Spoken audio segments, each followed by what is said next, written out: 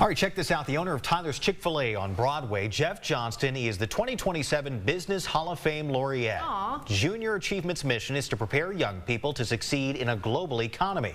Johnston started his journey with Junior Achievement, teaching in high schools all across the country about 3 decades ago.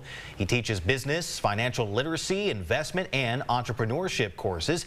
He says in order for Tyler to continue to prosper and grow, young people must be a priority. Love it. Grateful for the recognition, but more importantly, it's very important to talk about investing in people and lives. That's what I'm all about. When I think about Junior Achievement, I think about the opportunity, an opportunity everyone has. Aww. Johnston also supported JA's Stock Market Challenge, which involved about 700 students. He'll receive his award at a reception and dinner on April 1st at Willowbrook Country Club in Tyler. Thank you for all you do. Yeah, congrats to him.